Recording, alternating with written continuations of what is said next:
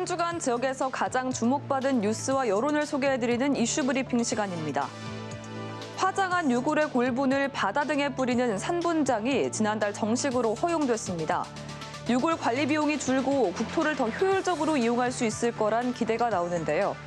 영남일보는 산분장 제도의 실효성을 취재했습니다. 지난달 기준 대구 공공장사시설 2곳의 빈자리는 90곳에 불과하고 조성이 완료된 대구 시립공원묘지는 아직 운영하지 않고 있습니다. 상황이 이렇지만 대구에서 산분장 제도의 효과는 유명무실할 것으로 분석됐는데요.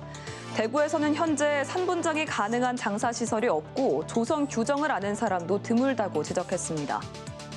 경북일보는 지역 해양장 실태를 보도했습니다. 국내에서 장사 용도로만 선박을 이용하는 해양장 업체는 포항 한 곳과 인천 한 곳뿐이고 나머지는 법제화 전까지 합법과 불법의 경계를 오고 가는 실정이라고 밝혔는데요. 관련 업계에선 해양장 법제화에 대해 반기면서도 법정착 이전까지 이어질 혼란에 대해 조심스럽다는 반응을 보였습니다. 업계 활성화도 전망되지만 자칫 무분별한 업계 진입을 경계하는 시각도 있기 때문입니다. 조선일보는 관련 해외 사례를 보도했습니다. 묘지값이 비싼 중국은 정부가 바다장을 적극 권장하고 있는데요. 중국 상하이는 1991년, 홍콩은 2007년부터 바다장을 도입했습니다. 영국이나 미국 등에서도 해안에서 일정 거리를 나가서 화장한 골분을 뿌리는 건 제한이 없는데요. 복지부가 산분장을 합법화한 것도 초고령 사회에 진입해 한 해 사망자가 30만 명이 넘는 상황에서 납골당과 수목장 등은 늘리는 데 한계가 있기 때문이라고 지적했습니다. 법원 청사 창문을 소화기로 부수고 이를 저지하는 경찰까지 마구 폭행합니다.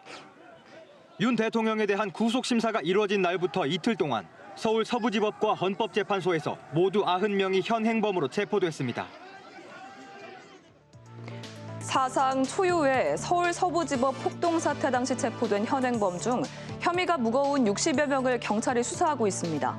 특히 서부지법 내부에 침입한 46명 중 유튜버 3명이 포함됐는데요.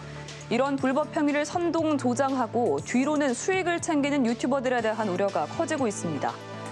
영남일보는 사설을 통해 이런 유튜버에 대한 엄중한 대응을 촉구했습니다.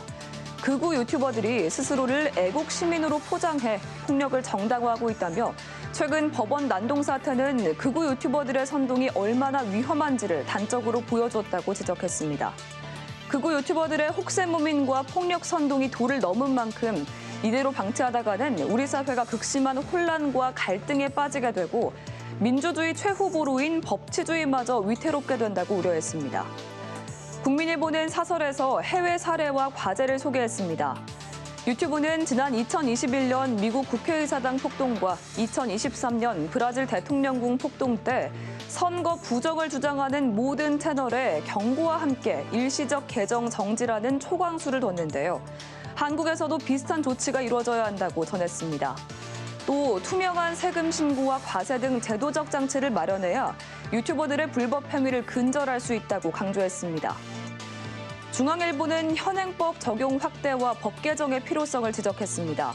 자발적 후원이라는 명목으로 슈퍼챗 등 후원금을 받는 유튜버에겐 기부금품법을 적용하기 어려운데요.